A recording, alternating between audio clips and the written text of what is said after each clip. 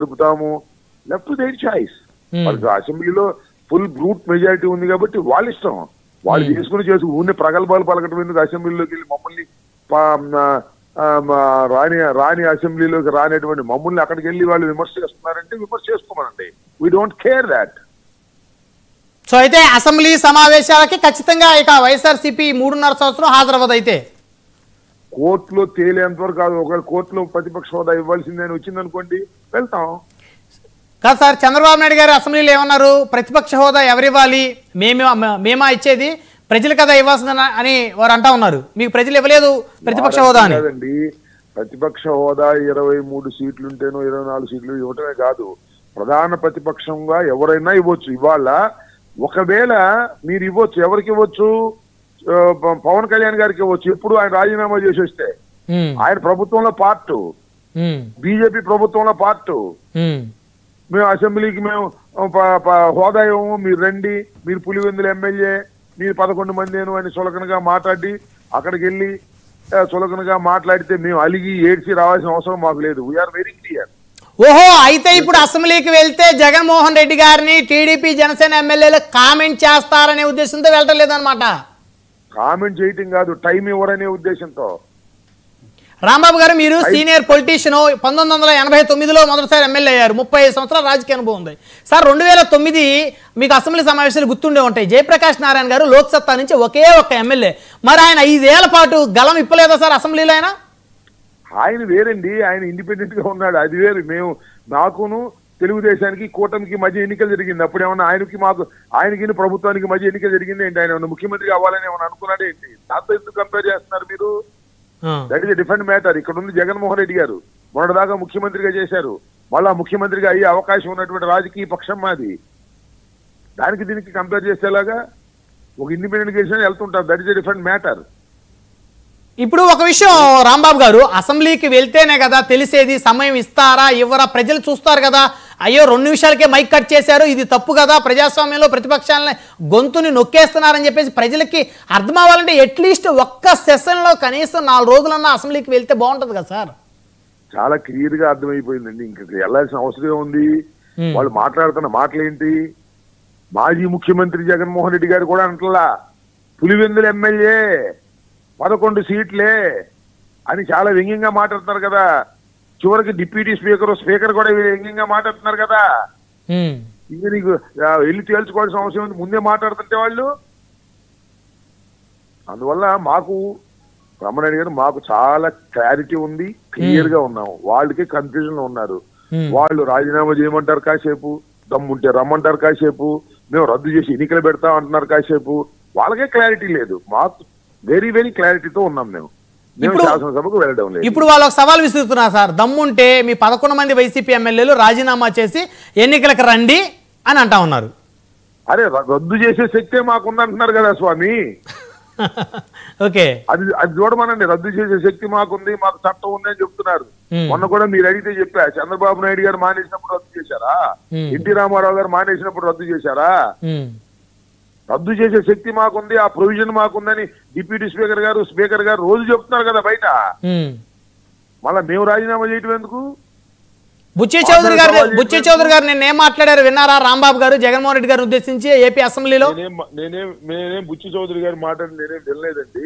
నేను చెప్తాను రాంబాబు గారు, చెప్పండి. బుచ్చి చౌదరి గారు ఏమన్నారంటే జగన్మోహన్ రెడ్డి గారు అసెంబ్లీకి పనికిరాడు, సో ఆయన ప్రతిపక్ష హోదా కూడా మేమే పోషిస్తాము అని చెప్పేసి అన్నారు. పోషించమను. లక్ష్మీపార్వతి గారు పార్టీలో ఉన్నాడు, ఆ పార్టీకి స్థాపకు కమ్మనండి. మళ్ళా రిజైన్ చేసి దీనిలోకి వచ్చి ప్రతిపక్ష ఎట్లా పోషిస్తాడండి నాకు అర్థం కాలేదు. ఊరికినే ఊసిపోని కవర్లు, శాసనసభలో ఊసిపోని కబుర్లు చెప్పుకునే కార్యక్రమం చేస్తారు. చేసుకొని ఎవడు కాదంటాడు? వాళ్ళ అసెంబ్లీ వాళ్ళ ఇష్టం. మనం ఏం చేస్తామో అపోజిషన్ పార్టీ అందరూ కూటమి ఉన్నారు, 164 మంది. ఇంక వాళ్ళు ఏమైనా మాట్లాడుకుంటారు, ఏమైనా పత్రికల్లో ఆంధ్రజ్యోతి ఈనాడు రాసుకుంటారు. ప్రతిపక్ష పాత్ర వాళ్లే పోషించుకోమనండి, మంచిదే. ఎవరు కాదన్నారు? మేము కాదన్నావా? ఈ రోజు బోండా ఉమా గారు పొల్యూషన్ కంట్రోల్ బోర్డుకు సంబంధించి కొన్ని అంశాలను లేవనెత్తి పవన్ కళ్యాణ్ గారిని సమాధానం చెప్పమని అడిగారు. దానికి ఆయన మాటలకి కౌంటర్గా ఆయన సమాధానం చెప్పారు. అంటే ఒక ప్రతిపక్ష ఎమ్మెల్యే అడగాల్సినటువంటి సమస్యల మీద ఆ విషయాలను బోండా ఉమా గారు టీడీపీ ఎమ్మెల్యే అడిగితే ఉప ముఖ్యమంత్రి జనసేన అధినేత సమాధానం చెప్పారు. అంటే వాళ్ళే పోషిస్తున్నారు ప్రతిపక్ష హోదా కూడా కూటమిలో నేతలే అనేది అర్థమవుతుంది. రామనాయుడు గారు మీకు తెలియక అలా చెప్తున్నారు, కానీ బోండా ఉమా ఒక శాసనసభ్యుడు. అవును. పొల్యూషన్ కంట్రోల్ బోర్డుకు సంబంధించిన ప్రశ్న అడిగితే పొల్యూషన్ కంట్రోల్ బోర్డు ఎవరి కింద ఉందో వాళ్ళు సమాధానం చెప్తారు. దానికి ప్రతిపక్ష పార్టీ అవసరం లేదు. అది శాసనసభలో మంత్రులను అడిగేటటువంటి ప్రశ్న ఏ పార్టీ వాళ్ళైనా అడగొచ్చు, సొంత పార్టీ వాళ్ళు కూడా అడగొచ్చు. ఇది ఒక డ్రామా లాగా చేసుకుని మేమే ప్రతిపక్ష పాత్ర పోషిస్తున్నామంటే పోషించుకొని ఎన్ని డ్రామాలు మాకు తెలియదండి. అంటే మీరు వీటిని సీరియస్ గా తీసుకోరా ఈ అసెంబ్లీ సమావేశాలని? అసెంబ్లీనే సీరియస్ గా తీసుకోవట్లేదు మేము. ఓకే, ఇకపోతే మరొక అంశం రాంబాబు గారు, మెడికల్ కాలేజీల ప్రైవేటీకరణ ఆపాలి అంటూ వైఎస్ఆర్ కాంగ్రెస్ పార్టీ శాసన మండలిలో సభ్యులు మాట్లాడుతూ ఉన్నారు. అదేవిధంగా అనేక నియోజకవర్గాల్లో మరి పెద్ద ఎత్తున నిరసనలు కూడా నిర్వహించారు. మీరు కూడా నిరసన చేసినట్టు తెలుస్తూ ఉంది నిన్నటి నుంచి. అవును. ఏంటి సార్ అసలు సమస్య ఏ మేరకు మరి ముందుకు తీసుకెళ్తున్నారు? ఒకటండి, ఇప్పుడు చాలా తీవ్రంగా ప్రజలు మేధావులు ఆలోచించవలసిన అంశం ఏంటంటే, ప్రభుత్వ రంగంలో వైద్య కళాశాలలు ఉండటం వల్ల వైద్యం పేద ప్రజలకు అందుతుంది, మెరిట్ ఉన్న విద్యార్థులకి ఎక్కువ సీట్లు ప్రభుత్వం కేటాయించడానికి అవకాశం ఉంటుంది. ఇది అందరికీ తెలిసినటువంటి సత్యం. దీన్ని తీసుకెళ్లి నువ్వు ప్రైవేట్ రంగంలో పెట్టేస్తానంటే వాట్ ఈస్ దిస్? ప్రైవేట్ రంగంలో ఆల్రెడీ కాలేజీ పెద్ద పెద్ద కార్పొరేట్ సంస్థలు ఉన్నాయి, చూశారు కదా మీరు. హైదరాబాద్ లో ఉన్నాయి, గుంటూరులో ఉన్నాయి, విజయవాడలో ఉన్నాయి, ఓల్డ్ ప్రైవేటు హాస్పిటల్స్ ఉన్నాయి, ప్రైవేటు కాలేజీలు ఉన్నాయి. ప్రభుత్వానికి లేవు, ప్రభుత్వానికి చాలా తక్కువ ఉన్నాయి. ప్రతి జిల్లాలోనూ ప్రతి పార్లమెంట్ లోనూ ఒకటి ఉండాలి అనేటువంటి ఉద్దేశంతో అలా ఉండటం వల్ల ఏం జరుగుతుంది? పేదవారు మెరిట్ లో వచ్చిన వాళ్ళు చదువుకోవడానికి ఆస్కారం కలుగుతుంది వైద్య డిగ్రీలో. రెండవది, పేద ప్రజలకు ఉచితంగా వైద్యం అందుతుంది. ఈ కాన్సెప్ట్ తో 17 కొత్త కాలేజీలు తీసుకొచ్చి ప్రతి జిల్లాలోనూ ఒక కాలేజీని ఒక హాస్పిటల్ ని ఎస్టాబ్లిష్ చేసే కార్యక్రమంలో జగన్మోహన్ రెడ్డి గారు కష్టపడి కేంద్ర ప్రభుత్వ సహకారంతో తీసుకొచ్చి కన్స్ట్రక్షన్ స్టార్ట్ చేసి కొన్ని పూర్తి అయిపోయి, కొన్నేమో పూర్తి అవుతున్న దశ, కొన్నేమో ప్రారంభం అవుతుంది. ఇన్ని ఉంటే వీటన్నిటిని అన్పారేస్తామంటే ఏం చెప్పాలి నేను? ఎవరైనా ఏం చెప్తారు? ప్రైవేట్ రంగానికి తీసుకెళ్తారని నాకు అర్థం కాలేదు. ఇది బిలో పావర్టీ లైన్ కింద ఉన్నటువంటి ప్రజలు చాలా అధికంగా ఉన్నటువంటి రాష్ట్రం ఇది, దేశం ఇది. ఈ దేశంలో మీరు వైద్యం విద్య ప్రజలకు అందించుకోకుండా కార్పొరేట్ సంస్థలకి అమ్మేసుకుని కార్పొరేట్ సంస్థల ద్వారానే అంతా రాజ్యం నడుస్తుందని అనుకోవటం అనేది ఒక పిచ్చితనం. ఇది అహంభావ ధోరణి. ఈ అహంభావ ధోరణికి చంద్రబాబు నాయుడు గారు సమాధానం చెప్పాలి. వీటన్నిటినీ కూడా ప్రైవేట్ పరం చేయడానికి వీల్లేదు అని ఒక ఉద్యమ బాట పట్టినటువంటిది వైఎస్ఆర్ కాంగ్రెస్ పార్టీ, జగన్మోహన్ రెడ్డి గారు. దీనికోసం ఎంత దూరమైనా వెళ్తామని కూడా మనవి చేస్తున్నా. సక్సెస్ అవుతారా సార్ మీరు? అసలు ఆపగలరా? మీకు సభ్యుల సంఖ్య తక్కువగా ఉంది కదా, ఆపగలరా? ఎందుకంటే వాళ్ళు చట్టం చేస్తే అసెంబ్లీలో సభ్యుల ద్వారా కాదు, ప్రజా ఉద్యమాల ద్వారా ఆపడానికి ప్రయత్నం చేస్తాం. ఒకవేళ ఆపలేకపోతే ఆపలేదు. మేము వచ్చిన తర్వాత మళ్ళా వాటిని ప్రైవేట్ పరం నుంచి ప్రభుత్వ పరంలోకి తీసుకొస్తామని కూడా చెప్పాం. దీనివల్ల తీవ్రమైన వ్యతిరేకత రావడంతో ప్రభుత్వం భయపడాలి. భయపడకపోయినా మేము ఏమైతే అయిందిలేమంటే వారు ప్రభుత్వ అధికారాన్ని కోల్పోయే పరిస్థితి వస్తుంది. చాలా దుర్మార్గమైనటువంటి అంశం. ప్రైవేటు రంగానికి వైద్య కళాశాలను తీసుకువెళ్ళడం అనేది ఒక దుర్మార్గమైనటువంటి అంశం. పేద వ్యతిరేక ప్రభుత్వం ఇది, ధనికుల ప్రభుత్వం ఇది. ధనికుల సొమ్ము చేసుకోవడానికి, చంద్రబాబు సొమ్ము చేసుకోవడానికి, మన లోకేష్ సొమ్ము చేసుకోవడానికి మాత్రమే ఈ 17 కాలేజీలు తీసుకువెళ్లి ప్రైవేట్ రంగం చేతుల్లో పెడుతున్నారు. ఇది దుర్మార్గం. దీన్ని ఆపవలసినటువంటి బాధ్యత రాష్ట్రంలో ఉన్న ప్రతి పేదవాడికి ఉంది, ప్రతి విద్యార్థికి ఉంది, ప్రతి మేధావికి ఉంది అని మా అభిప్రాయం. ఆలోచించుకోమని చెబుతున్నాం. ఆలోచించుకోకుండా మేము అమ్మేసుకుంటాం, బ్యాగులు డబ్బులు తీసేసుకుంటాం, కొనేవాడు మాకు దొరుకుతాడు అంటే అందరు భర్తం పడతాం తర్వాత, దానిలో సందేహం లేదు. రైట్, ధన్యవాదాలు అంబటి రాంబాబు గారు. రైట్. సో ఇది మొత్తానికి అంబటి రాంబాబు గారు చాలా సీరియస్గా ఘాటుగా చెప్తా ఉన్నారు. మెడికల్ కాలేజీలు ప్రైవేటీకరణ సంబంధించి మరి ప్రభుత్వ భారతం పడతాం అని అంటా ఉన్నారు, ఎక్కడా కూడా ఆగమంటున్నారు. సో ముందుగా మనం టీడీపీ నుంచి మనతో జాయిన్ అయ్యారు విజయకిరణ్ గారు, స్టూడియోలో వారితో మాట్లాడదాం. విజయకిరణ్ గారు, గుడ్ ఈవినింగ్ అండి. గుడ్ ఈవినింగ్ బ్రహ్మనాయుడు గారు. సో విన్నర్గా ప్రభుత్వ మెడికల్ కాలేజీలు ప్రైవేటీకరణ చేస్తున్నారంటే అమ్మేసుకుంటా ఉన్నారు, కార్పొరేట్ సంస్థలకి సొమ్ము చేసుకోవాలనుకుంటున్నారు. ఇది ధనికుల ప్రభుత్వం, ఇది వీరికి ఎలాంటి చిత్తశుద్ధి లేదు అని చెప్పేసి మాజీ మంత్రి రాంబాబు గారు ఇప్పుడు మాట్లాడారు. సో ఒకవేళ మెడికల్ కాలేజీలు ప్రైవేటీకరణ జరిగితే ఖచ్చితంగా ఈ ప్రభుత్వాన్ని కూల్చే వరకు కూడా నిద్రపోం అనేటువంటి రీతిలో రాంబాబు గారు చెప్పారు. ఏమంటారు? ముందుగా మీకు ప్యానెల్ సభ్యులకు ప్రేక్షకులందరూ కూడా గుడ్ ఈవినింగ్ అండి. అంబటి రాంబాబు గారు అనేకమైనటువంటి అబద్ధాలు, చాలా తొత్తరపాటు లేకుండా, ఆయన సీనియర్ కాబట్టి చక్కగా అబద్ధాలు వల్లవించారు. ఇప్పుడు ఆయన కొన్ని విషయాలు చెప్పారు. దాని తర్వాత మెడికల్ కాలేజ్ ఎమ్మెల్యేలు మేము 3.5 సంవత్సరాలు కూడా అసెంబ్లీకి రాము అని చెప్పి చెప్తా ఉన్నారు. అంటే మీరు ఎమ్మెల్యేగా రాను అనటానికి కారణం ఏంటి? RRR గారిని చూసి భయపడి రావట్లేదా, లేదా స్పీకర్ గారిని చూసి భయపడి రావట్లేదా, లేదా గతంలో మీరు చేసిన దాష్టికాలు మళ్ళీ తిరిగి చేస్తారని భయపడి రావట్లేదా? ఎందుకు రావట్లేదు అనేటువంటిది ఒక స్పష్టమైనటువంటి ఆన్సర్ ఇవ్వాలి. అంటే ఆల్రెడీ మీకు ఇందాకే రాంబాబు గారు ఏం చెప్పారు, అసలు జగన్మోహన్ రెడ్డి గారిని మాజీ ముఖ్యమంత్రి అంటం లేదు, వైసీపీ అధినేత అంటలేదు, పులివెందుల ఎమ్మెల్యే అని హేళనగా మాట్లాడుతూ ఉన్నారు. సో కాబట్టి ఆ గౌరవం లేని ప్లేస్కి మేము రాము అనేది వారు క్లియర్. ఇప్పుడు గౌరవం అనేది అంబటి రాంబాబు గారు లేదా వల్లభనేని వంశీ మాట్లాడారు చూడండి, ఆ మాటలు గౌరవం లేని మాటలు. కుటుంబాల గురించి, చంద్రబాబు నాయుడు గారి భార్య గురించి అత్యంత జుగుత్సాకరంగా మాట్లాడినటువంటి వాళ్ళు అంబటి రాంబాబు కూడా ఒకరు. సరే, ఇప్పుడు అసెంబ్లీకి రానంటున్నారు, మరి మీరు ఇంకెందుకు ఎమ్మెల్యేగా ఉంటారు? అంటే మీరు చేసే బాధ్యత ఏంటి? ఎమ్మెల్యే కనీస బాధ్యత ఏంటి? నియోజకవర్గ సమస్యలు కానీ, రాష్ట్రంలో ఉన్న సమస్యలు కానీ అసెంబ్లీకి వెళ్ళి ప్రస్తావించాల్సినటువంటి నైతిక బాధ్యత ఉందా లేదా? సరే, బాధ్యత లేదంటున్నారు, ఓకే. అసెంబ్లీని సీరియస్గా తీసుకోవట్లేదంట, మరి దేన్ని సీరియస్గా తీసుకుంటారు?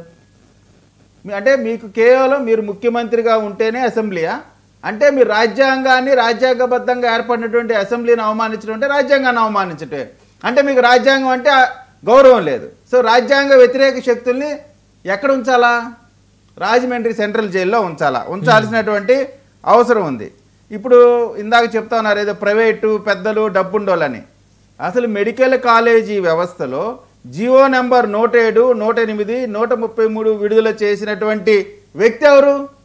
అప్పుడు మంత్రి ఎవరు? పచ్చి అబద్ధాలు మాట్లాడుతూ ఉన్నారు. చంద్రబాబు నాయుడు గారు ముఖ్యమంత్రి అయిన తర్వాత, జగన్మోహన్ రెడ్డి తర్వాత ముఖ్యమంత్రిగా వచ్చిన తర్వాత, చంద్రబాబు నాయుడు గారు ఉన్నప్పుడు గవర్నమెంట్ సీటు MBBS సీట్ వస్తే 15,000 సీట్ ఫీజు ఉండేది. జగన్మోహన్ రెడ్డి గారు వచ్చినాక 35% సెల్ఫ్ ఫైనాన్స్కి రిజర్వ్ చేసి, 15% NRI కోటా పెట్టి, 50% కంప్లీట్గా అమ్ముకునేటువంటి కార్యక్రమం జీవోల ద్వారా తీసుకొచ్చారు. మేము ఎక్కడా కూడా ఈ విధమైనటువంటి మాటలు మేము చెప్పలేదు కదా. 50% రిజర్వేషన్ ఎగ్గొట్టేశాడు కదా. 100 సీట్లుంటే 50 సీట్లు NRI కోటాలో కొంత, సెల్ఫ్ ఫైనాన్స్ కింద కొంత పోతే, 50% పోతే కేవలం 50%లోనే రిజర్వేషన్. సో అప్పుడు ఎస్సీలు, ఎస్టీలు, బీసీలు, మైనారిటీలు, అగ్రవర్ణాల్లో వెనకబడ్డటువంటి పేదలు అందరికీ అన్యాయం చేసినట్టే కదా. అంటే ఇప్పుడు ప్రైవేటీకరణ చేస్తే న్యాయం జరుగుద్దా?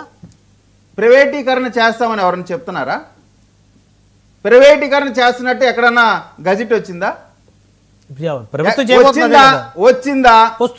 వచ్చిందా అంటే ఊహాజనితమైన ఏం చేస్తారో కూడా సరిగ్గా సరైనటువంటి విధానం రాకముందే ప్రభుత్వం ఈ విధంగా మేము పోతా ఉన్నాం, మేము ప్రైవేట్ పార్ట్నర్షిప్లో ఇవ్వబోతా ఉన్నాం. ఏమి ఇవ్వబోతా ఉన్నాం?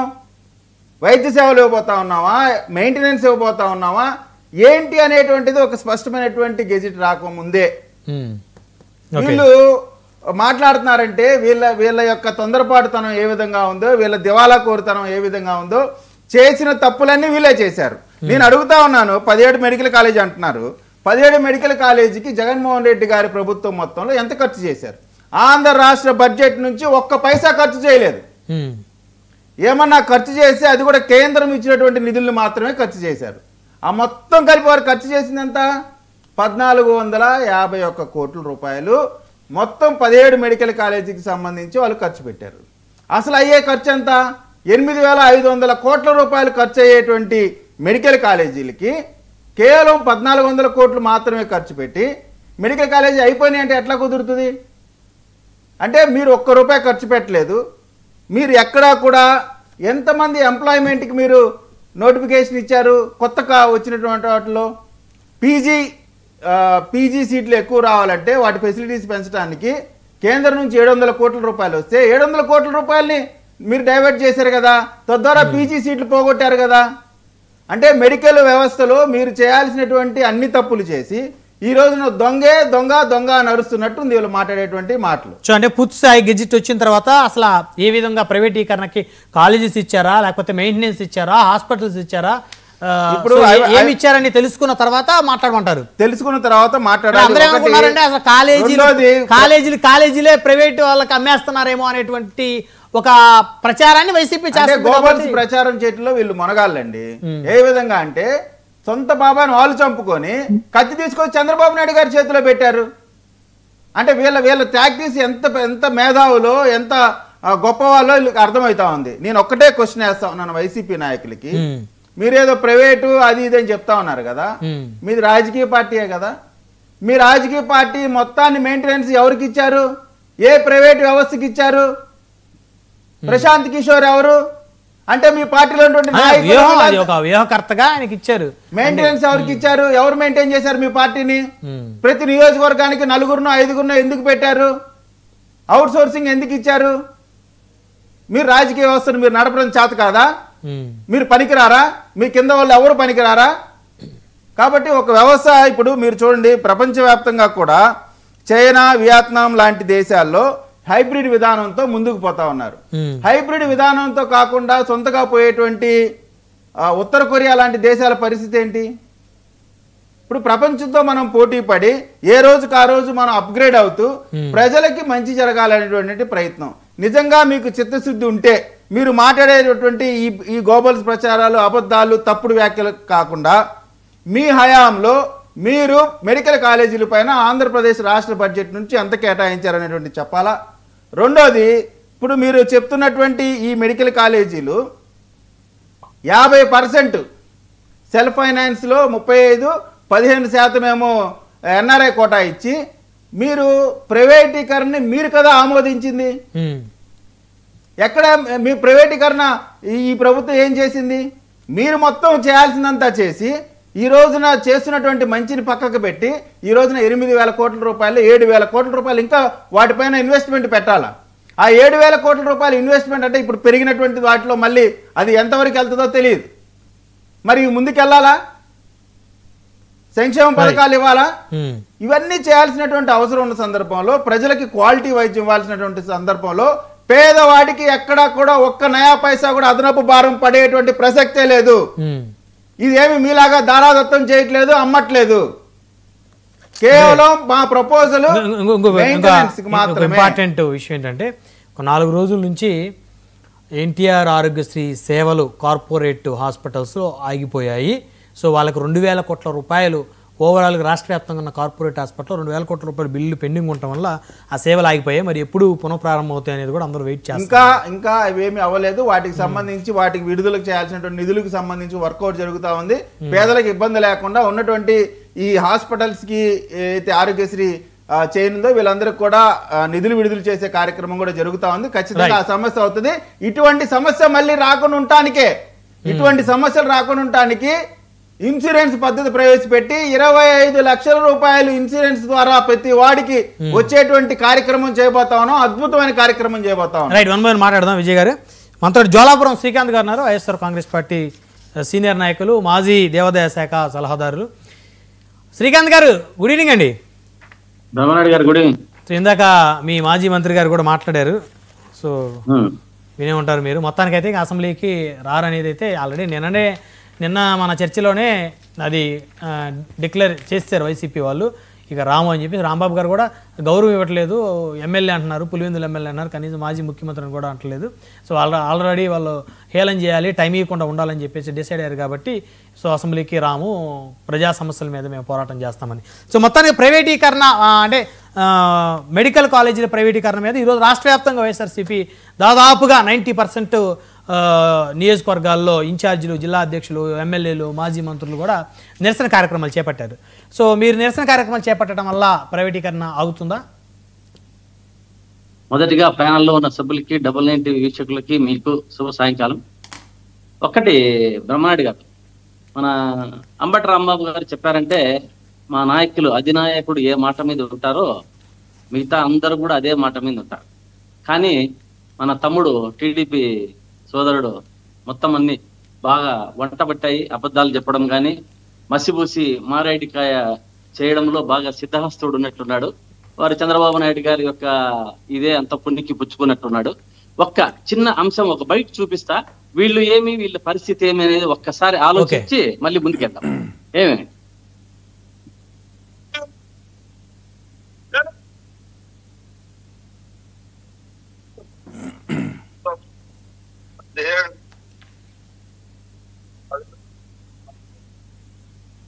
వినిపించట్లేదు శ్రీకాంత్ గారు. మదనపల్లి మెడికల్ కాలేజ్ ఒకటి, మెడికల్ కాలేజ్ తెచ్చిన ప్రభుత్వం తెలుగుదేశం ప్రభుత్వం.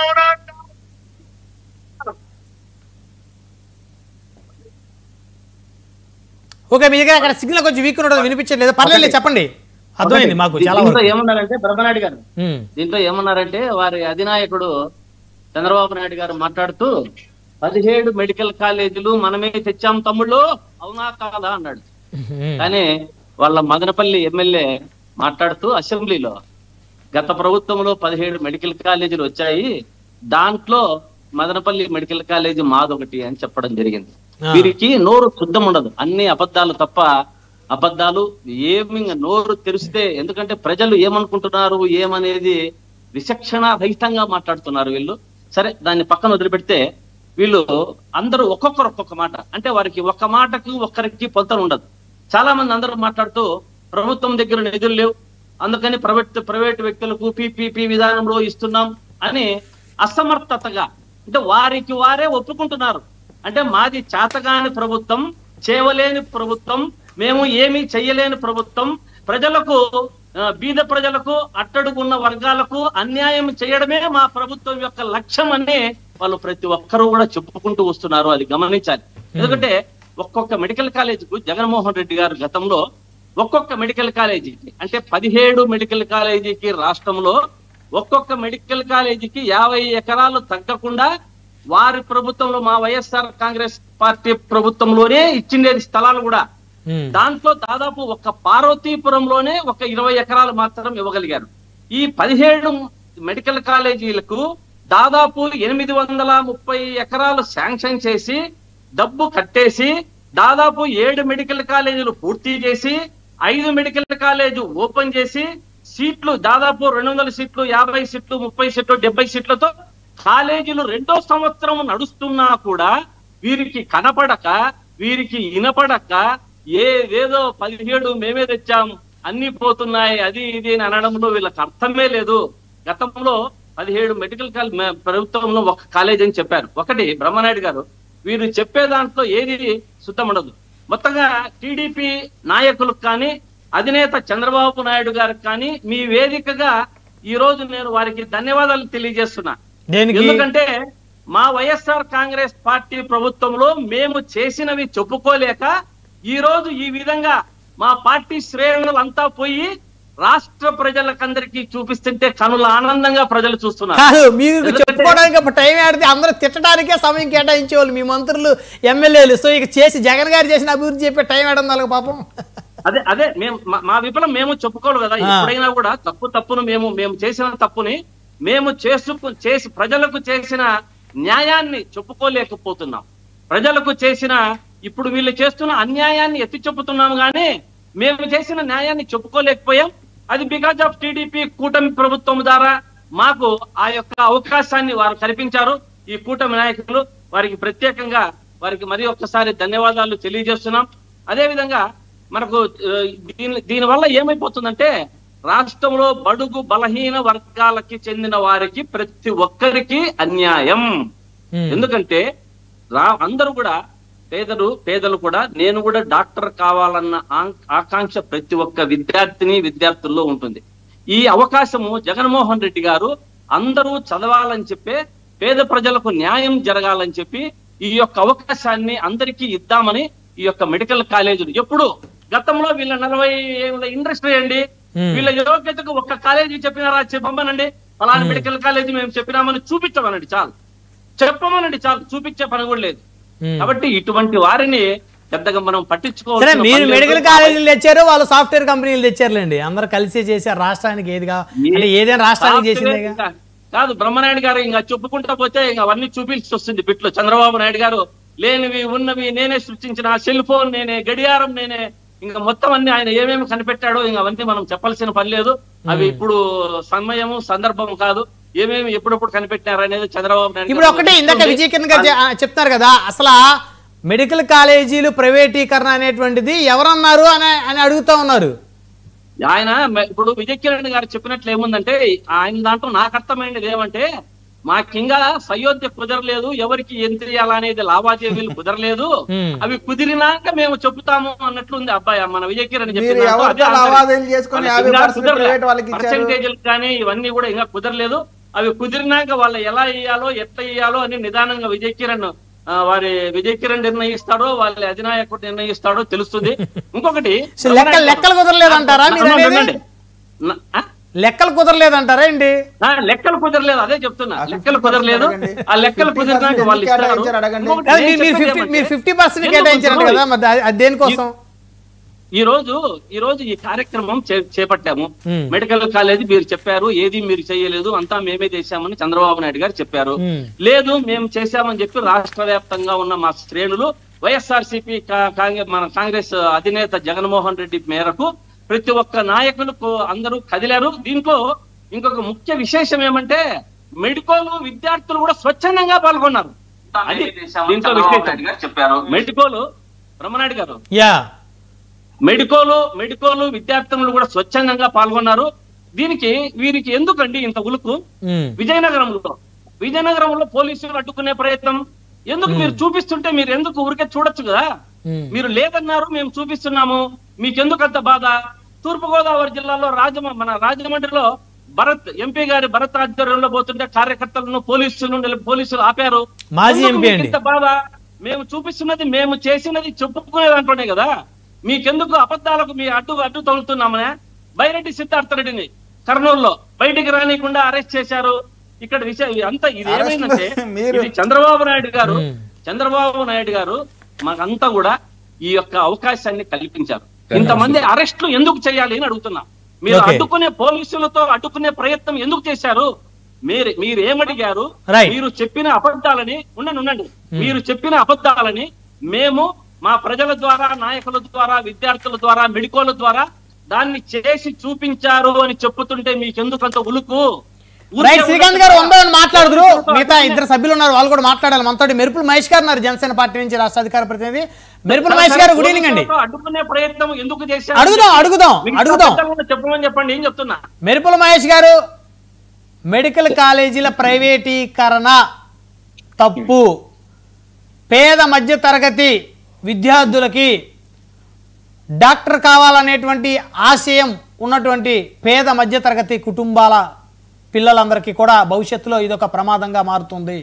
సో కాబట్టి రాష్ట్ర వ్యాప్తంగా వైఎస్ఆర్సీపీ మెడికల్ కాలేజీల ప్రైవేటీకరణ మీద నిరసన తెలియజేస్తూ ఉంటే పోలీసుల్ని ఎక్కడికక్కడ మోహరించి ఆయా పార్టీకి సంబంధించినటువంటి నాయకుల్ని అడ్డుకొని హౌస్ అరెస్టులు చేయటం ఎంతవరకు కరెక్ట్ అని చెప్పేసి వైఎస్ఆర్సీపీ ప్రశ్నిస్తూ ఉంది. సో ఎందుకు అట్లా ప్రైవేటీకరణ చేయాలనే ఆలోచన ఏంటి? ప్రభుత్వం నడపలేకపోతుందా?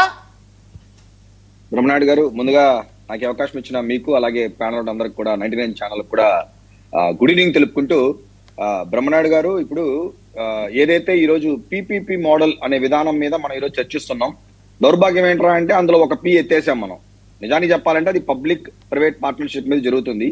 ఇదేదో భారతదేశంలో కొత్త కాదు, ప్రపంచ దేశాల్లో కూడా కొత్త కాదు.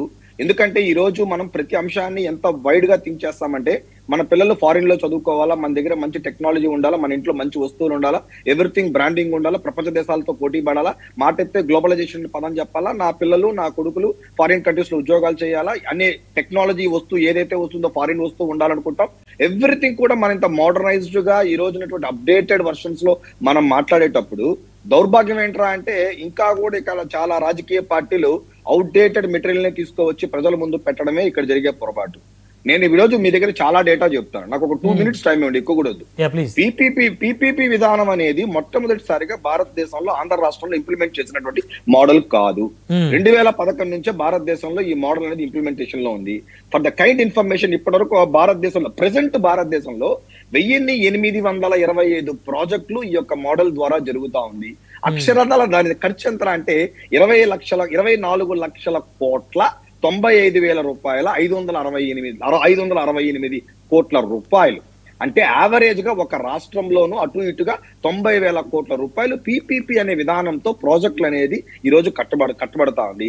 వెన్ కమ్స్ టు మెడికల్, ఇదంతా కూడా అన్ని ప్రాజెక్ట్స్ తీసుకున్నట్టయితే, మెడికల్ అనే పదం తీసుకున్నట్టయితే దాదాపు భారతదేశంలో 17 రాష్ట్రాల్లో మెడికల్ కాలేజీలు పీపీపీ విధానంలో కడుతున్నట్టు ఈ రోజు ఆంధ్రప్రదేశ్ కానీ, బీహార్ కానీ, ఛత్తీస్గఢ్ కానీ, హిమాచల్ ప్రదేశ్, జార్ఖండ్, జమ్మూ కాశ్మీర్, మధ్యప్రదేశ్, మహారాష్ట్ర, మేఘాలయ, మిజోరాం, నాగాలాండ్, ఒరిస్సా, పంజాబ్, రాజస్థాన్, ఉత్తరప్రదేశ్, ఉత్తరాఖండ్, వెస్ట్ బెంగాల్, ఈ రాష్ట్రాల్లో మొత్తం కూడా పీపీపీ విధానంలోనే అక్కడ మెడికల్ కాలేజెస్ అనేది కన్స్ట్రక్షన్ జరుగుతా ఉంది. రెండోది, ఇక్కడ మీరు ఇందాక అన్నారు, అది ఏంట్రా అంటే అది పంచుకోవడం, వాళ్ళు పంచుకోవడం, వీళ్ళు పంచుకోవడం కాదు. దీంట్లో ఏంటంటే DBFOT అంటే డిజైన్, బిల్డ్, ఫినాన్స్, ఆపరేట్, ఆ తర్వాత మెయింటెనెన్స్ అనేది కూడా ఈ పీపీ విధానంలో ఎవరెవరో తీసుకోవాలనే దాని కాన్సెప్ట్స్ మీద ఆ విధానం అనేది అక్కడ ఏర్పడి ఉంటుంది ఇక్కడ. రెండోది, ఈ మధ్య కాలంలో తీసుకున్నట్టయితే ఎవరికన్నా మన దేశంలో గుజరాత్ అనేది ఒక మోడల్ లాంటి స్టేట్ గా మనం తీసుకుంటాం. గుజరాత్ లో 2025 జూన్ 15వ తేదీ దాదాపు 9 కాలేజీలు ఈ యొక్క పీపీపీ మోడల్ విధానంలో వాళ్ళు యాక్సెప్ట్ చేసి వాళ్ళు మూవ్ అవడం జరిగింది. అదేలాగా 11 మెడికల్ కాలేజ్ కర్ణాటకలో 2024 అక్టోబర్లో చేయడం జరిగింది. అదేలాగా మహారాష్ట్రలో 2022లో దాదాపు 3 మెడికల్ కాలేజీలు కట్టడం జరిగింది. జార్ఖండ్, చిన్న రాష్ట్రాలు కూడా, కొత్తగా వచ్చిన రాష్ట్రాలు కూడా మెడికల్ కాలేజీలు, అక్కడ కూడా జార్ఖండ్ లో కూడా 6 మెడికల్ కాలేజీలు 2025 జూలై 25 స్టార్ట్ అవడం జరిగింది. సో ఇవన్నీ ఏంట్రా అంటే ఇదేదో కొత్తగా ఆంధ్ర రాష్ట్రంలోనే తీసుకువచ్చేసి పీపీపీ మోడల్ పెట్టేస్తున్నట్టు, తద్వారా రాష్ట్ర ప్రజలు లేకపోతే వైఎస్ఆర్సీపీ వాళ్ళు ఏదో బయట వచ్చి పడిపోతున్నట్టు, ఏదో ఇబ్బంది పడిపోయినట్టు, మాటెత్తే ఒక 2 పదాలు బడుగు బలహీన వర్గాలు అని మాట్లాడడం, ఇదంతా కూడా ఈ 17 రాష్ట్రాల్లో చేసే వాళ్ళంతా కూడా అక్కడున్నట్టు ప్రతిపక్ష పార్టీ నాయకులు కూడా మీలాగే రోడ్ల మీదకి వచ్చి తిరుగుతా ఉన్నారా? మీలాగే రోడ్ల మీదకి వచ్చి మెడికల్ కాలేజీలు అడ్డుకుంటున్నారా? ఇక్కడ జరిగింది. నేను ఈ ఎగ్జాంపుల్లో ఇలా ఎక్కడన్నా జరిగిందా అని చూసినట్టయితే మనకు ఈ యొక్క రివర్స్ ఒక్క స్టేట్ లో మాత్రం జరిగింది, తమిళనాడులో జరిగింది. తమిళనాడులో ఏం జరిగిందిరా అంటే వాళ్ళు ఇది మాకు పబ్లిక్ ముందు పెట్టండి అని చెప్పినప్పుడు ఆ గవర్నమెంట్ అది చేయలేకపోగా అక్కడ మాత్రం అడ్డుకున్నట్టు పాయింట్ ఉంది. ఇక్కడ 17 రాష్ట్రాలు. ఇంకోటి ఏంటంటే ముందు కిరణ్ గారు చెప్పారు, ప్రపంచంలో కూడా ఈ రోజు కానీ చైనా కానీ, లేకపోతే బ్రెజిల్ కానీ, ఇరాన్ కానీ, యూకే కానీ, సౌత్ ఆఫ్రికా కానీ, ఆస్ట్రేలియా కానీ, అంటే వెల్ డెవలప్డ్ కంట్రీస్ కూడా మెడికల్ ఫీల్డ్ లో కూడా వాళ్ళు పీపీపీ విధానం తీసుకొస్తున్నారు. ఇదేదో పెద్ద క్రైమ్ అయినట్టు, ఇదేదో బడుగు బలహీన వర్గాలు ప్రజలు దోచుకునేస్తున్నట్టు, వైద్యం వారికి దూరం అయిపోతున్నట్టు, ఇదంతా కూడా మీకు మెడికల్ కాలేజ్ రావడం ముఖ్యమా కదా? ఇంత మాట్లాడుతున్నాం కదా బ్రహ్మనాయుడు గారు. ఊర్లో మొత్తం ఒక మున్సిపాలిటీలో ఒక్క హాస్పిటలే కదా ఉంది. ప్రైవేట్ హాస్పిటల్స్ 25 హాస్పిటల్స్ ఉన్నాయి కదా. ఆ రోజు ప్రభుత్వాలకి నేను చెప్పడం మేమా వాళ్ళా కాదు, నిజంగానే రాజకీయ పార్టీలకు చిత్తశుద్ధి ఉంటే మెడికల్ ఎందుకు ఈ రోజు గవర్నమెంట్ హాస్పిటల్స్ భయంకరంగా ఎస్టాబ్లిష్ చేయొచ్చు కదా? అప్పుడు ఎందుకు మాట్లాడరు అక్కడ మాత్రం? సో ఈ రోజు పీపీపీ విధానంలో కట్టడం అనేది దాని యొక్క అదేదో పెద్ద తప్పుగానో, అదేదో ఇంకా ఆంధ్ర రాష్ట్రంలో నష్టం జరగదా?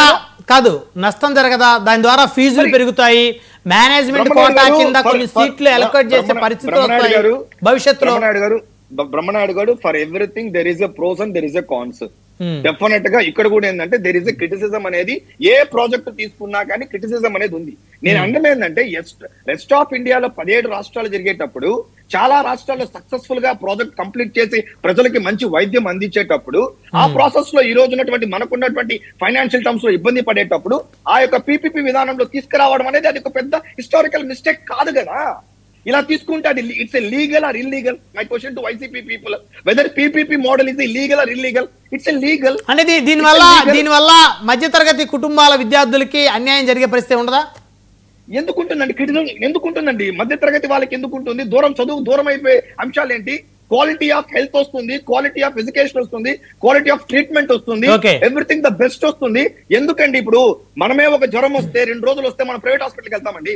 అంటే నేను I'm not encouraging private hospital. నేనేం చెప్తాంటే క్వాలిటీ అనే వైద్యం ఈ రోజు అందుతుందనే పాయింట్ లో ఎందుకు వెళ్ళకూడదు? అసలు ఎవరు చెప్పారు? అంటే ఇప్పుడు మెడికల్ కాలేజీ ప్రైవేటీకరణ చేస్తే క్వాలిటీ పెరుగుతుందా విద్యలో? బ్రహ్మనాయుడు గారు, ఇది ప్రైవేటీకరణ కాదు. ఎందుకు మీరు ప్రైవేటీకరణ? ఇదే వైఎస్ఆర్సీపీ వాళ్ళు చాలా సక్సెస్ఫుల్ గా ప్రజల ముందు పెడుతున్నారు. అంటే మరేంటి ప్రైవేటీకరణ కాక మరేంటి? ప్రైవేటీకరణ అంటే ఇది పీపీపీ విధానంలో వాళ్ళు కడుతున్నారండి మెడికల్ హాస్పిటల్స్. ఆ model model of public private partnership లో కడుతున్నారండి అది. అక్కడ ప్రైవేట్ అంటే ఎక్కడ వస్తుంది అక్కడ? అప్పుడు బ్రహ్మనాయుడు గారు అప్పుడు నేను చెప్పినట్టు 17 రాష్ట్రాలు గుజరాత్ వీళ్ళంతా కూడా ఉన్నప్పుడు మరి అక్కడ ప్రతిపక్షాలు కూడా ఇలాగే మాట్లాడారా, ఇలాగే ప్రభుత్వం అడ్డుకున్నారా? చూపించండి. గుజరాత్ లో ఏం మాట్లాడో చూపించండి, కర్ణాటకలో ఏం జరిగిందో చూపించండి, లేదంటే వెస్ట్ బెంగాల్ లో చూపించండి. ఎక్కడ కూడా భారతదేశంలో మాట్లాడట్లేదు కదా. అంటే వీళ్ళకి పని పాట లేక ఏం చేయాలో తెలియక రాక. సార్ ఓకే మహేష్ గారు మాట్లాడదు, మళ్ళీ మాట్లాడదురు. సింగళూరు వెంకటేష్ గారు రాజకీయ విశ్లేషకులు, సీనియర్ అడ్వకేట్, హైకోర్టు. వెంకటేష్ గారు గుడ్ ఈవినింగ్ అండి. వెరీ గుడ్ ఈవినింగ్ బ్రహ్మనాయుడు గారు. సో మీరేమైనా పాల్గొన్నారా ఈరోజు జరిగినటువంటి ప్రైవేటీకరణ ఆపాలి మెడికల్ కాలేజ్ సంబంధించి ప్రతిపక్ష పార్టీ చేస్తున్న ధర్నాలు ఏమన్నా? వాస్తవానికి ప్రైవేటీకరణ వ్యతిరేకంగా పాల్గొనాలని ఉన్నప్పటికీ కూడా కోర్టులో కొంచెం వర్క్ ఉండి ఈరోజు నాకు వీలు పడలేదు. ఓకే, ఒకవేళ నిజంగా వీలు పడి ఉన్నట్లయితే ఈ ప్రైవేటీకరణను వ్యతిరేకరించే క్రమంలో అసలు ప్రైవేటీకరణను ఆహ్వానించేటువంటి ఎడ్యుకేటెడ్ ఇల్లిటరేట్స్ ఉన్నటువంటి ఈ సమాజంలో అసలు ఒకళ్ళేమో ఈ సంభాషణలు చూస్తుంటే చాలా విచిత్రంగా ఉన్నాయి. అధికార పార్టీలో ఉన్నటువంటి కూటమి నాయకులు ఒకళ్ళేమో అసలు ప్రైవేటీకరణ ఎక్కడుంది, ఎవరు చెప్పాడండి మీకు ప్రైవేటీకరణ చేస్తున్నారని? మీరు అనుకుని ప్రైవేటీకరణ అని అనటం, మళ్ళీ దాన్ని తీసుకొచ్చి మా తెలుగుదేశం నెత్తి మీద రుద్దటం అని చెప్పేసి రవికిరణ్ గారు చెప్తున్నారు. అసలు ప్రైవేటీకరణ వల్ల లాభాలు ఏంటి? ప్రైవేటీకరణ, ప్రభుత్వం ప్రైవేటు భాగస్వామ్యం రెండూ కలిపి ఒక జెట్ స్పీడ్ లో రాష్ట్రాన్ని ముందుకు తీసుకెళ్లాలి అనుకున్నప్పుడు ముందు దీనిలో ఉన్న లాభాలు ఏంటి? మహారాష్ట్రలో ఎందుకు మాట్లాడలేదు, గుజరాత్ లో ఎందుకు మాట్లాడలేదు, కర్ణాటకలో ఎందుకు మాట్లాడలేదు, లేదా మనకు దిగువన ఉన్నటువంటి కొంచెం లిటరసీలో తక్కువ భాగం ఉన్నటువంటి జార్ఖండ్ లో ఎందుకు మాట్లాడలేదు, తమిళనాడులో ఎందుకు మాట్లాడారు, కేరళలో ఈ యొక్క బోగస్ భాగస్వామ్యాన్ని ఎందుకు సపోర్ట్ చేయట్లేదు అనేది చాలా చక్కటి విశ్లేషణ చెప్తున్నారు. ఎప్పుడైనా ప్రైవేటీకరణకి ఎప్పుడు వెళ్తాం? సరోగసీకి ఎప్పుడు వెళ్తాం బ్రహ్మనాయుడు గారు? సరోగసీకి ఎప్పుడు వెళ్తాం? మన దగ్గర మన ఒంట్లో దానికి సంబంధించినటువంటి ఆ వైబ్రేషన్స్ లేనప్పుడు, లేకపోతే ఆరోగ్యం సహకరించినప్పుడు, లేకపోతే పచ్చిగా చెప్పాలంటే మన మేల్ టెస్టోస్టెరాన్ పనికిరానప్పుడు మనం సరోగసీకి వెళ్తాం. అలాగే ఇప్పుడు ఏం పని చేయట్లేదని మనం పీపీపీ విధానానికి వెళ్ళాలి? మన దగ్గర డబ్బులు లేవా? డబ్బులు లేకపోతే 2 లక్షల కోట్ల రూపాయలు పెట్టి 1,00,000 ఎకరాల్లో ఒక అమరావతి లాంటి అద్భుతమైనటువంటి క్యాపిటల్ సిటీస్ ని మనం కన్స్ట్రక్ట్ చేసుకోలేం కదా. ఈ దేశంలో ఎక్కడా లేనటువంటి 5,000 ఎకరాల్లో విమానాశ్రయం అంటున్నాం, 1,500 ఎకరాల్లో రైల్వే స్టేషన్ అంటున్నాం. ఆడెవడో పక్కన వేరే గవర్నమెంట్ వాడు తీసుకొచ్చిన 17 మెడికల్ కాలేజీలో వాడు 10 కట్టేసి 7 ఓపెన్ చేసి ఇంకొక 7 4 ఫ్లోర్లో 2 ఫ్లోర్లో 3 ఫ్లోర్లో కట్టేసి అవతల పడేసిన దాన్ని అమ్ముకోవడాన్ని ప్రైవేటీకరణని మనం ఆహ్వానించాలా? ఒకవేళ అలా ఆహ్వానించాలంటే ఎప్పుడో కట్టబోయేటువంటి మెడికల్ కాలేజీలు ఎందుకు? ముందున్నటువంటి మెట్రో ఏపీఎస్ఆర్టీసీని ప్రైవేటైజేషన్ చేద్దామని చెప్పేసి చంద్రబాబు నాయుడు గారి చిరకాల స్వప్నం కదా. జగన్మోహన్ రెడ్డి గారు ఆ తెలివి తక్కువ వ్యక్తి అయిపోయి వాళ్ళందరినీ తీసుకొచ్చి ప్రభుత్వం నెట్టాడు. బస్సులు ఎందుకు పనికిరాని బస్సులను, కాలం చెల్లిపోయినటువంటి యాజమాన్యంలో ఉన్నటువంటి ఆ కూలీలని తీసుకొచ్చి, డ్రైవర్లను తీసుకొచ్చి ప్రభుత్వానికి అంటగట్టాడు కదా. అలాగే అనుకుందాం కాసేపు. వాళ్ళందరినీ ముందు ప్రైవేటైజేషన్ చేద్దాం, అన్ని రెడీగా ఉన్నాయి కదా. ప్రైవేట్ వాళ్ళు బాగా చేస్తారు. అనవసరంగా ఏపీఎస్ఆర్టీని తీసుకొచ్చి మనం ఎందుకు పెడుతున్నాం? వైజాగ్ స్టీల్ మరి ప్రైవేటీకరణ అడ్డుకోవడం ఏంటి? మనకు అదానీ గారు కానీ లేకపోతే రిమైనింగ్ మెటల్ స్టీల్స్ పాపం చాలా ఇమీడియట్ గా టేక్ ఓవర్ చేయడానికి రెడీగా ఉన్నారు కదా. దాన్ని కూడా ప్రైవేటీకరణ చేద్దాం. మెట్రో రైలు ఆల్రెడీ మనం హైదరాబాద్ మెట్రో రైలు పీపీపీ పద్ధతిలోనే కదా ఇచ్చింది, ప్రైవేటు ప్రభుత్వ భాగస్వామ్యంలోనే కదా ఇచ్చింది. ఆడేమీ వాడు తిప్పలేని మహాప్రభు నేను మూసేస్తానంటున్నాడు. ఇటీవల మెట్రో మీరు అనకూడదు బ్రహ్మనాయుడు గారు, మీరంటే మళ్ళీ వాళ్ళు ఫీల్ అవుతారు. మేమంటాం ఆ బాధ ప్రభుత్వానికి వినవించుకున్నారు కదా, సమస్యలు ఎక్కువైపోతా ఉన్నాయి. హాస్పిటల్స్ కూడా ఎలాగ అవుతాయి, టికెట్లు ధర పెంచినప్పటికీ కూడా మేము నడపలేకపోతా ఉన్నాము, మాకు చాలా అడ్వాన్స్. 2 కాళ్ళు లేవు బ్రహ్మనాయుడు గారు, మనకేమో 2 కాళ్ళు లేవు, మన చూపులేమో ఆకాశం మీదగా ఉంటాయి. మన దగ్గర పండించడానికి యూరియా ఇవ్వలేని పరిస్థితి, పండించిన మాటికి మద్దతు ధర ఇవ్వలేని పరిస్థితి, ఆ పండించిన పంటలను తీసుకొచ్చి సక్రమంగా డిస్ట్రిబ్యూట్ చేయలేనటువంటి సామాన్యులకి డిస్ట్రిబ్యూట్ చేయలేనటువంటి పరిస్థితి, ప్రజలు ఈ రోజు కూడా ఎక్కడ 5 రూపాయలకు అన్నం పెడతారా 10 రూపాయలకు అన్నం పెడతారా అని కిటకిటలు ఆడిపోతున్నటువంటి పరిస్థితి. మన మాటలు ఎక్కడ ఉంటాయి? మనం సింగపూర్ని ఎందుకు తీసుకోవట్లేదు, బ్రిటన్ ఎందుకు తీసుకోవట్లేదు, అమెరికాని ఎందుకు తీసుకోవట్లేదు? అరే బాబు, మనం ఉన్నది నేల మీద, వాళ్ళలాగా ఆకాశంలో లేము. అంటే రాజధాని వద్దాయండి మనకి. రాజధాని అంటే ఏంటి? రాజధాని అంటే నీ దగ్గర పొలం తీసుకుని అందులో సగం నీకు ఇచ్చి నిన్ను కూడా నాతో పాటు కోటీశ్వరుని చేయటమా? రాజధాని అంటే జగన్మోహన్ రెడ్డి లాగా 45 లక్షలకి ఒక ఎకరం కొన్నాను, ఈ 45 లక్షల్లో నేను కట్టుకుంటాను అనటం. అంతేగాని అక్కడ ఉన్నటువంటి ఇప్పుడు 33,000 ఎకరాలు అని చెప్పి మొదలెట్టావు, 55,000 ఎకరాలకు తీసుకెళ్ళావు, మళ్ళీ ఇంకొక 50,000 ఎకరాలు కావాలి, లేకపోతే ఇది మున్సిపాలిటీ అవుద్ది, మహానగరం ఎంత అవుద్దని అన్నారు. ఇది 1,00,000 ఎకరాలకు సరిపోద్దా రాజధాని? లేకపోతే ఇంకో 4 లక్షల ఎకరాలు కావాలా? ఇప్పుడు మీరు దూరదర్శన్లో ఎందుకు చేయట్లేదు బ్రహ్మనాయుడు గారు? మీరు 99 టీవీలో ఎందుకు చేస్తున్నారు? దూరదర్శన్ కదా, దాన్ని ప్రైవేటైజేషన్ చేయొచ్చుగా. ఆకాశవాణిలో ఎందుకు చేయట్లేదు? హమ్ రేడియోలు ఎందుకు వాడట్లేదు? 99.5 93.5 అని ప్రైవేట్ రేడియోలు ఎందుకు వింటున్నారు? ఎప్పుడైనా ఒక ప్రైవేట్ వాడు వస్తే ప్రభుత్వం యొక్క నైజాం షుగర్స్ ఎలా భ్రష్టు పట్టిపోయిందో, లేకపోతే ఈరోజు సెంట్రల్ గవర్నమెంట్ ఎలా అయితే రైల్వేని ప్రైవేటీకరణ చేస్తుందో, ఆ క్వాలిటీ పెరగచ్చు, కానీ ఇక్కడ ఉన్నటువంటి క్వాలిటీ తగ్గిపోతుంది. క్వాంటిటీ ఉన్నటువంటి ప్రజలు, మెజారిటీ ప్రజలు ఈరోజు నిరుద్యోగం. మీరు ఒక కానిస్టేబుల్ పోస్ట్ లో ఇవాళ తీయండి ఎంతమంది బీటెక్ సోదరులు ఉన్నారో. కానిస్టేబుల్ పోస్ట్ కి దాని జీతం ఎంత? 18,000 నుంచి 20,000 రూపాయల జీతం. బీటెక్ చదువుకున్న వాళ్ళు ఈ రోజు ఎన్ని వేల మంది కానిస్టేబుల్స్ గా పనిచేస్తున్నారు? ఎందుకంటే నైపుణ్యం లేక, నిరుద్యోగం.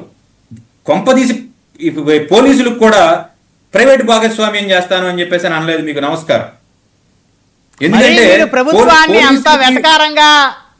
పోలీసులు కూడా వర్క్ ఫ్రం హోమ్ ఇచ్చేటువంటి దూరదృష్టి కలిగిన నేతలు మనకు ఉన్నారు కదా. మన ఎన్నికల హామీల్లో ఒక భాగం ఏంటంటే పోలీసులకు కూడా వర్క్ ఫ్రం హోమ్ ఇస్తాం తమ్ముళ్ళు. అది మనందరం విన్నాం కాబట్టి చెప్తున్నా. న్యాయ వ్యవస్థల్ని, పోలీసు వ్యవస్థనన్నా వదిలేయండి. లేకపోతే పొలిటీషియన్స్ గా కూడా మీరు మొత్తం ఆంధ్రప్రదేశ్ రాష్ట్రాన్ని ఒక 25 ఏళ్లకి ఏ అదానీకో ఏ అంబానీకో నో ఎలక్షన్ అని చెప్పేసి దరిద్రం వదిలిపోద్ది. ప్రభుత్వం రాజ్యసభ సీట్లు ఇచ్చారు కదా ఎవరికి? రిలయన్స్ సంబంధించినటువంటి. ఇప్పుడు ఏమైనా తీసేసారండి మీరు? ఇప్పుడు మీరు ఇవ్వలేదా సానా సతీష్ లాంటి ప్రజల్లో మమేకమైపోయినటువంటి ఒక బడా పారిశ్రామికవేత్తకి? ఆయన ఆంధ్రప్రదేశ్ వాడేనండి, కాకినాడ వ్యక్తి. ఆంధ్రప్రదేశ్ అయితే ఏమైనా ప్రజల్లో ఉన్నటువంటి సతీష్ అనే ఆయన ఆంధ్రప్రదేశ్ సంగతి తెలుసులే కానీ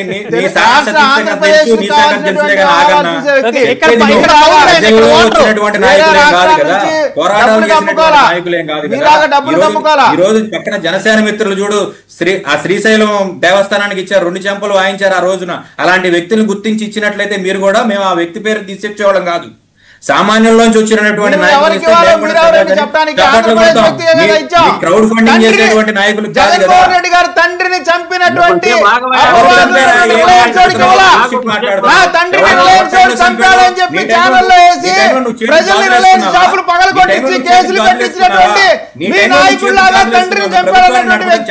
రాజ్యసభ సీట్ ఇవ్వలేం మేము.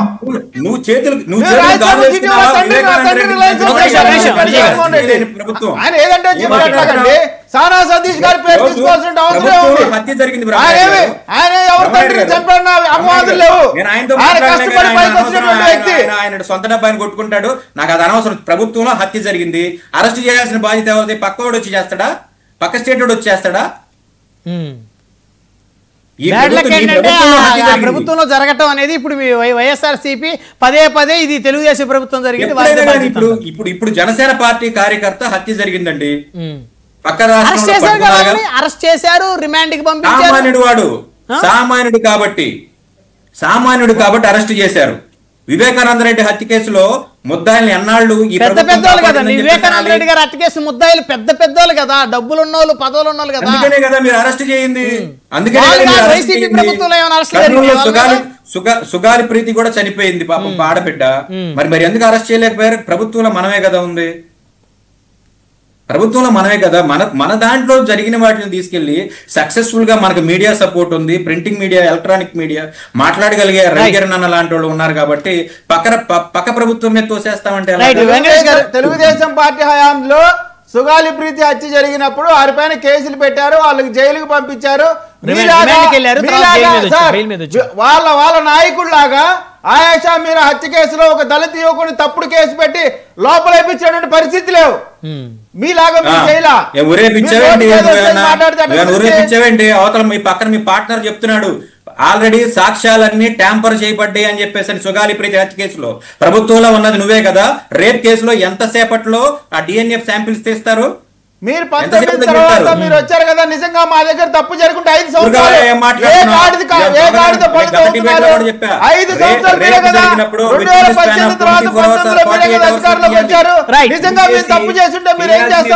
వెంకటేష్ గారు 1 by 1 కంక్లూజన్, ఒక్కొక్కరు 2 minutes కంక్లూజన్ తీసుకుందాం. విజయ్ గారు, అంటే అధికారుల సంబంధించి రాష్ట్రంలో అధికారుల పరిస్థితి ఎలా ఉంది? అంటే ప్రభుత్వం ఏ ప్రభుత్వం ఉన్నా కూడా అధికారుల తీరు అయితే మారటం లేదనేటువంటి వాదన అయితే పబ్లిక్ అయితే వినపడుతుంది. సార్, ఇక్కడ అధికారుల గురించి ప్రత్యేకంగా చెప్పాల్సినటువంటి అవసరం ఉందండి. ఏ అధికారైనా సరే ఈ రోజున జగన్మోహన్ రెడ్డి గారు ఏమంటున్నారు, ఏ పని చేసినా ఏమన్నా చేయనియండి సప్త సముద్రాల అవతల ఉండి తీసుకొచ్చి మేము శిక్షిస్తామంటున్నారు. సరే, మాజీ ముఖ్యమంత్రిగా వీళ్ళు మాట్లాడేది ఒక పక్కన ఉంటే, ఇవాళ చోటా మోటా మీడియాలు వచ్చినాయి. వాళ్ళకి కనీసం అక్రిడేషన్ కూడా ఉండదు. ఏదో ఒకటి పేపర్లో రాసేస్తారు. ఏమని రాస్తారు? ఆ జిల్లా అధికారి భయంకరమైనటువంటి అవినీతి చేసేసాడు. ఏ అవినీతి చేశాడు? మెయిన్ స్ట్రీమ్ మీడియాలో ఉన్నటువంటి సాక్షి, ఏపీఎన్, TV5 కూడా మాట్లాడరు. అసలు ఆ పేపరు ఆ టీవీ ఉందని మీకు నాకు కాదు, ఊళ్ళో 10,000 మంది ఉంటే ఒక్కడికి కూడా తెలియదు. కానీ ఒక పేపర్లో మంచిగా స్టోరీ రాసేస్తాడు. ఒక జిల్లా అధికారి, ఈ నగరానికి సంబంధించిన ఉన్నత స్థాయి IPS అధికారి, ఒక నగరానికి ఎవరు ఉంటారు? SP ఉంటాడు. అంటే ఇక పేరు చెప్పకనే మొత్తం రాశారు. ఆ SP ఎవరన్నా 2-3 అధికారుల మీద చర్యలు తీసుకుంటే ఫలానాల మీద చర్యలు తీసుకున్నారు, కారణం డబ్బులు అంటాడు. అంటే వాడికి నోటికి ఏది వస్తే అది, చేతికి ఏది వస్తే అది రాసేసి అధికారుల్ని బెదిరించేటువంటి ప్రయత్నం చేస్తా ఉన్నారు. దాన్ని ఇటువంటి తప్పుడు వాళ్ళ గురించే ఇవాళ లోకేష్ గారు కూడా ఈ సోషల్ మీడియాని బేస్ చేసుకొని చేసేటువంటి అధికారులను బెదిరించే వాళ్ళు కానీ, రాజకీయ నాయకులు బెదిరించే వాళ్ళు కానీ. మొన్న ఎక్కడో ఒక వార్త చూసా, ఎవరో ఆఫీసరు ఒక ఎమ్మెల్యే కలిసి వేల కోట్ల రూపాయలు వ్యాపారం చేస్తున్నారంట. అసలు మనం అది నిజమా అబద్ధమా ఆధారమే ఉండదు అని రాసేస్తారు. అది మేము కడుక్కుంటూ ఉండాలి. ఇటువంటి వారిపైన ప్రభుత్వం చట్టపరంగా కఠినంగా శిక్షించాలి. ఇప్పుడు ఆ రాసే వాళ్ళందరూ వైసీపీకి సంబంధించిన వాళ్ళ? నేను ఇక్కడ వైసీపీయా టీడీపీ అనేది కాదండి. ఒక అధికారి పని చేయాలంటే ఆయనకు ఉండేటువంటి ఇబ్బందుల్ని వారు ప్రశాంతంగా ఉంటేనే అడ్మినిస్ట్రేషన్ మొత్తం కూడా అధికారులే చేస్తారు. రాజకీయ నాయకులు అడ్మినిస్ట్రేషన్ చేయరు. వాళ్ళు సలహాలు ఇస్తారు, సూచనలు ఇస్తారు, ఏం చేయాలంటే చెప్తారు. ఇవాళ అధికారులకి ఒక మనోస్థైర్యాన్ని ఇవ్వాల్సినటువంటి అవసరం ఉంది. పేపర్లలో, టీవీలలో ఏదంటే అది ఇష్టం వచ్చినట్టు తప్పుడు ఆరోపణలు చేసే వాళ్ళపైన ఈ ప్రభుత్వం ఖచ్చితంగా చర్యలు తీసుకోవాల్సిన అవసరం ఉంది. అధికారులందరూ కూడా చాలా మానసిక క్షోభ అనిపిస్తా ఉన్నారు. కేవలం బెదిరించి ఇవాళ ఒక్కొక్కటే సింపుల్ అని కంక్లూడ్ చేస్తాను. ఒక సిఐ ఒక యూట్యూబ్ ఛానల్లో ఏదో ఒక న్యూస్ ఛానల్ ఉంటుంది, అది ఎక్కడ ఆథరైజ్డ్ ఉండదు. అతను వెళ్ళి సీఏని ఏదో పని అడుగుతాడు, ఆయన చేయలేదు అనుకోండి, తెల్లారిపాటికి ఆయన పైన ఒక పెద్ద ఆర్టికల్ రాసేస్తారు. రాసేసి అన్ని గ్రూపులో సర్క్యులేట్ చేస్తారు. అది చూసి పైన ఉన్న ఉన్నతాధికారి ఆయన పైన చర్యలు తీసుకోవాలా. చర్యలు తీసుకోకపోతే ఈ అధికారి ఆయనకి లంచం ఇచ్చాడని చెప్పి ఇద్దరిని కలిపి మళ్ళీ స్టోరీ రాసేస్తారు. ఇంత దారుణమైనటువంటి పరిస్థితులు ఉన్నాయండి. ఇంకా పని చేయట్లేదు అధికారుల్ని పని చేయట్లేదు, బెదిరింపులు ఎక్కువైపోతాయి. ఏ ప్రభుత్వంలో ఉన్నా నేరాలు జరిగినప్పుడు అధికారులు పర్ఫెక్ట్ గా నేరం చేసినోడు మీద చర్యలు తీసుకోవాలంటే వాడు ఏదో ఒక రాజకీయ పార్టీతో అసోసియేషన్ ఉంటాడు అతను. సో ఆ ప్రభుత్వం మళ్ళీ అధికారంలోకి వస్తే ఇతనికి ఎక్కడ ఇబ్బంది అవుతుందో ఇన్ని రకాల సమస్యలతో అధికారులకు సంబంధించి మాత్రం అనేకమైనటువంటి అంశాలు ఉన్నాయి. ఏదైనా మెడికల్ కాలేజీలు అనేటువంటి విషయంలో నేను అడిగిన ఒక క్వశ్చన్ కి ఇంతవరకు ఆన్సర్ ఎవరు చెప్పలేదు. 35%, 15% ఈ జియో నెంబర్లు మీరు తీసుకొచ్చారు, ఆ జియోలకి సమాధానం చెప్పండి. ఇవాళ సింగళూరు వెంకటేష్ గారు చాలా చెప్తున్నారు కదా, జగన్ గారు తెచ్చిన 107, 108, 133 జియోలకు సంబంధించి మీరు ఏ విధంగా డిఫెండ్ చేసుకుంటారో చెప్పండి. శ్రీకాంత్ గారు గురించి చెప్పండి. ప్రతిపక్షంలో ఉన్నారేంటి? మీరు ఆ జీవోలు రద్దు చేసే అధికారం మీకు లేదా? ఎందుకు అమాయకులు చేస్తారు ప్రజల్ని? మీరు జగన్మోహన్ రెడ్డి గారు వైఎస్ఆర్ కాంగ్రెస్ పార్టీ కార్యకర్తగా మీరు అడుగుతున్నారు కదా, నీకు అంత సత్తా, నీ చేతిలో అధికారం ఉంది కదా, రద్దు చేసి అడిగే హక్కు మీకు ఎక్కడ ఉంది? మీరు చేసిన తప్పు గురించి ఏం చేయగలుగుతాడు?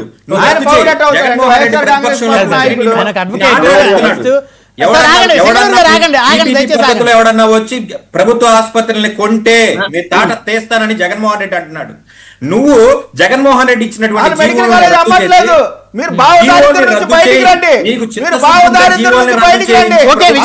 రాజధాని వద్దంటారు, రాజధాని వద్దంటారు.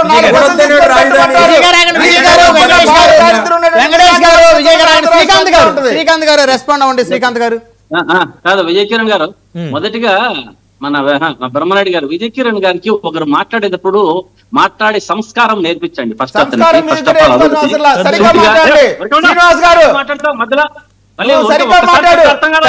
గౌరవించిన ఒళ్ళు పరిచిన మాట మాట్లాడాక ఏం తమాషా బెదిరిస్తామండి? ఏం బెదిరిస్తామండి? ఏం తమాషా ఉందండి? ఏం బెదిరిస్తామండి? మాట్లాడినా తమాషాలు శ్రీనివాస్ సరిగ్గా మాట్లాడు. నిలబెట్టుకో.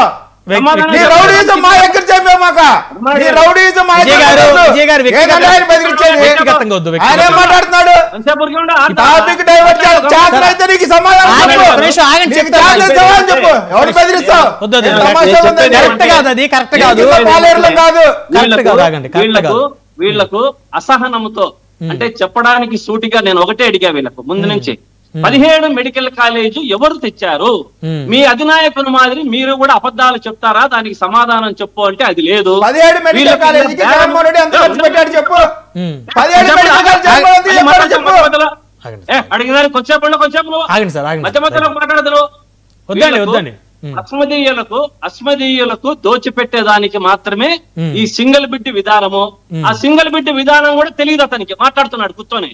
దీనికి 4 మెడికల్ కాలేజీలకి టెండర్లకు కూడా ఆహ్వానించడానికి రెడీ అవుతున్నారు. అది తెలియదు, అక్కడ కూర్చొని మాట్లాడతాడు.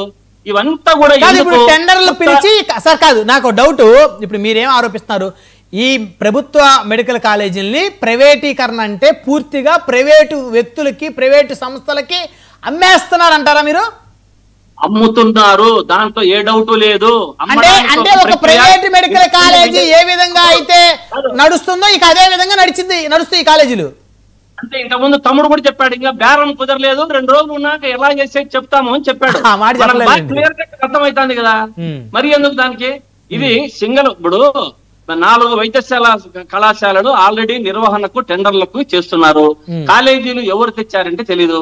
మొత్తానికి ఈ విధంగా చూస్తే బడుగు బలహీన వర్గాలకి, ఎస్టీ, ఎస్సీ, బీసీ, మైనారిటీలకు, ఈబీసీలకు ఈ విధానం వల్ల విద్యార్థులు గాని విద్యార్థినీయులు గాని మనము నష్టపోతాము. దీంట్లో ఎటువంటి ఇది లేదు. ఈ ప్రైవేటీకరణకు మేము అడ్డుకుంటాం. విద్యార్థులు కూడా సైతంగా బయటికి వస్తున్నారు. సో ఇక అయితే రోడ్ల మీద పెద్ద ఎత్తున నిరసన తెలపడానికి రెడీ అవుతున్నారు. ఇక అసెంబ్లీకి వెళ్ళలేదు కాబట్టి రోడ్డు మీద బైఠాయించబోతున్నారు. విధ్వంసం చేయబోతున్నారా? దీన్ని ఆపెంతలకు వదలకు. విధ్వంసం చేయబోతున్నారా? విధ్వంసం కాదు, ప్రైవేటీకరణ ఆగాలి. న్యాయ పోరాటం చేస్తాం. వాళ్ళకు వాళ్ళది, మాది న్యాయ పోరాటం. చూసారా మెరుపుల మహేష్ గారు, ఖచ్చితంగా అడ్డుకుంటాము, ప్రైవేటీకరణ ఏ విధంగా చేస్తారో చూస్తామంటున్నారు. న్యాయ పోరాటం చేస్తాం.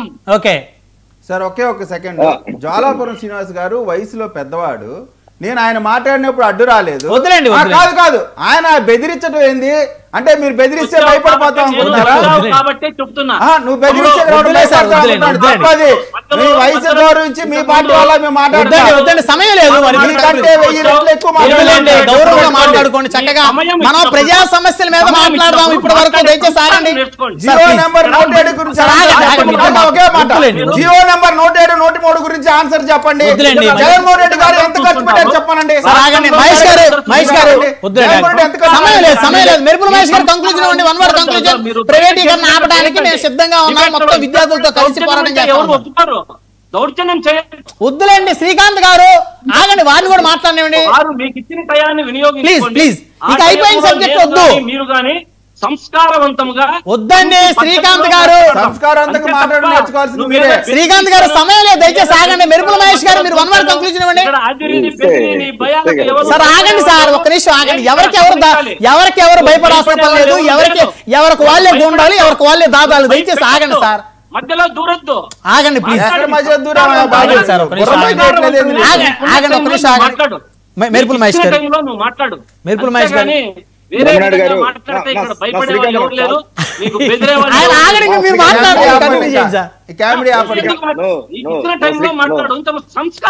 ఆగండి సార్, ప్లీజ్ ఆగండి సార్, మీకు ఆగండి సార్. వాళ్ళ పాపం ఒక్క నిమిషం, వాళ్ళ పాపం అధికార పార్టీ వాళ్ళు మాట్లాడండి సార్. శ్రీకాంత్ అన్న ఉన్నా కొద్దిసేపు ఆగండి ఇంకా చేస్తానా. బ్రహ్మనాయుడు గారు ఇప్పుడు మాట్లాడిన దాంట్లో జ్వాలాపురం శ్రీకాంత్ అన్న స్టార్టింగ్ లో ఎలా కంక్లూడ్ చేశారంటే ఇది మేము ప్రజల ఉద్యమంలో తీసుకొస్తామని చెప్పారు.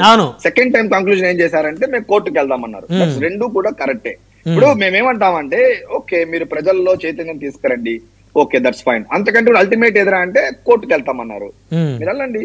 ఇప్పుడు ఇంత పోరాటం చేసే బదులు, ఎందుకంటే చెంగలూరు లాంటి అడ్వకేట్ గారు కూడా వాళ్ళకు ఉన్నారు కాబట్టి, చాలా ఎక్స్పర్ట్స్ ఉన్నారు కాబట్టి, వెళ్ళి ఈ విధంగా వెళ్తే ఇంతమందికి నష్టం అవుతుందని చెప్పి కోర్టులో వెళ్తే కోర్టులో నుంచి కానీ అలా కట్టకూడదని ఒక ఆర్డర్ ఇస్తే దెన్ ఎండ్స్ ద మ్యాటర్. అంటే కోర్టులకు వెళ్తే ఆర్డర్ వచ్చే లోపు పుణ్యకాలం పూర్తి వాళ్ళు ఇక రంగంలో దిగారు. వాళ్ళు వెళ్ళమని చెప్పండి బ్రహ్మనాయుడు. మరి ఏం చేస్తారు వీళ్ళు వెళ్ళకుండా? రంగంలో దిగ ముందు వెళ్ళాలి కదా మీరు. నేను అదే చెప్పడం, ఏం నిద్రపోతా అంటారు ఏంది? మీకు ఇంత నష్టం జరిగిపోతుంది, బడుగు బలమైన వర్గాలకి ఇబ్బంది కలిగిపోతున్నప్పుడు నిద్రపోతారు. రవికిరణ్ చెప్పిన ప్రకారం ఏంటంటే ఈ పిపిపి పద్ధతిలో ఇంకా ముందుకు రాలేదంటున్నారు కదా, అందుకని చెప్పి వెళ్ళట్లేదు. ఇప్పుడు బ్రహ్మనాయుడు గారు ఇదేమి ఈ ఫార్ములా ఏమి కొత్తగా ఈ కూటమి ప్రభుత్వం తీసుకొచ్చిన ఫార్ములా కాదు. ఎంటైర్ ఇండియాలో 17 రాష్ట్రాల్లో ఉంది. అక్కడ జరిగినట్టే ఇక్కడ కూడా జరుగుతుంది. వాళ్ళకి కోర్టులో వేసినా గానీ they have a lot of case studies ఉంటుంది, ముందు పెట్టుకొని చూస్తారు. That's it. అంటే తప్ప నిజంగానే ప్రజలకు ఇబ్బందిగా ఉంటుందని మీరు ప్రూవ్ చేసి డేటా ముందు పెట్టగలిగితే అట్ ఎనీ కాస్ట్ ఆపుతారు. ప్రజలకి నష్టం కంటే కూడా పెద్ద నష్టం కాదు కదా ఇది. వైజాగ్ స్టీల్ మీద ఇంప్లిమెంట్ చేయమని చెప్తున్నాను. ఏంటండి వైజాగ్ స్టీల్ మీద ఇంప్లిమెంట్ చేయొచ్చు కదా పిపిపి పద్ధతి. తీసుకునేవాడు కూడా రెడీగా ఉన్నాడు. కాదన్నా, ఇప్పుడు జరిగే సబ్జెక్ట్ మీద అదాని రెడీగా ఉన్నాడు. మీతో మాట్లాడండి. అదాని ఊళ్ళో అందరూ చెప్పుకున్నారు, మీకు తెలియదు.